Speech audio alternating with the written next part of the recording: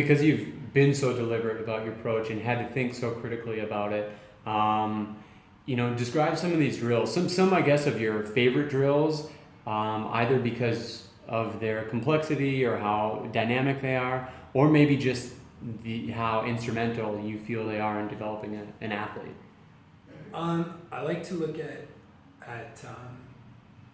space and time. I think there's so many different ways to execute a technique aesthetically, and technically, right? Different countries execute things differently technically that are basically tactically the same thing. So I like to create drills that allow people to group those thought processes and just look at what works at what distance. So a very basic one that we use all the time is to have one person with a weapon and one person without a weapon. And you can do this with all three groups. You can mix and match, right? So the very first iteration is just one person is holding a weapon with their back foot glued to the end line, right? And the other person has no weapon and can come in, right? They come in and they get out, right? So the person with the weapon is trying to time the moment of the collapse of critical distance so that they can hit, right? And just with a lunge is all they've got. So they're just static motion, and they've got to make that timing and feel like when is the moment of the collapse that I can go. And the other person is trying to sell that as a false moment and get out. And so you can mix weapon groups with that. Age groups, anything. And then from there you can take it moving. So you can create scenarios. You can have free movement where both people are able to move as much as they want, or you could set it up like a saber push scenario where the person with the weapon is moving forward, right? And the person without the weapon is having to get away and come in and provoke, right? And make that lunge. But just looking at overall body position, and then that drill just expands and expands and expands, and you can hang all kinds of framework on it. And what is it that turned you on to kind of that method? I really like things that get people to experiment with their own tools within the space. So I look for drills that present a problem that can be solved with multiple solutions,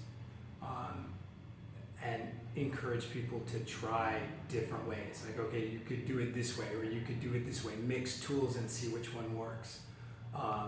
So that while the situation is standardized, the solution becomes individualized, and the athlete is then gaining confidence in their own approach, rather than telling them what their approach should be. And through that, I'm hearing like much more of an open or free kind of conversation, if you will, through the bout, as opposed to one that might be a bit more linear and logical, where it's like, if this, then that. You still have that, of course, but it's a little more free. As fencing in the United States continues to evolve, we see that a bit more in American fencers. With the influence of so many systems, there's a lot more improvisation, struggle with that word, as you can tell, but also just like a lot less of that classical fencing that we see coming out of Europe and done so well, by the French, the Italians, and others. Do you feel like your system, your method, your approach is really true of kind of what we're seeing come out of the United States? I think you're seeing a lot more of that because so many of the Americans who had gotten to a high level or are producing students at a high level had European coaches, but also not always the same one for their entire career.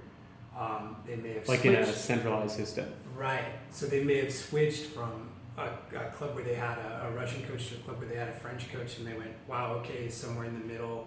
So I think there's so many of us that are created by multiple systems. So we just intuitively saw the middle ground. So I think that's kind of why you're seeing that. I think also that for me particularly, and I'm not sure, I can't speak to other people's thought process, but for me particularly, I like to start with more of that open-ended sandbox kind of approach, and then look at the direction that somebody's own choices are taking them. So as you then refine that game, you are refining it towards something that may look very French or may look very Russian, but it's based on the choices that that person was making. What's comfortable for them, their personality. Right. So you're finding the tools that fit with the framework that's natural to the person, right? Which is always how we developed students when I owned a private club. And part of the strength of that is that your students don't all look the same. So when they're fencing each other, they're seeing very different ideas instead of everybody's is the same. Because we were too far out. My club was in Nevada.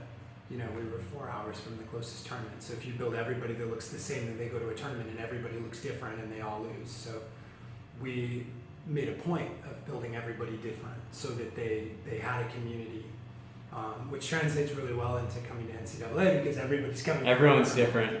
And not just like coaching difference, but all over the country, different regions, sometimes different places in the continents. world, so that approach works out really well in this environment and becomes more of an exchange of ideas from people that are coming from different places. So they are more developed. They're not experimenting. They're placing their own tools in the space.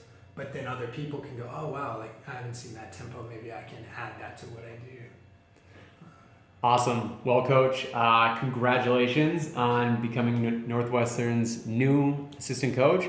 And we're super excited to see this open framework play out for you in the first year here. Thank you.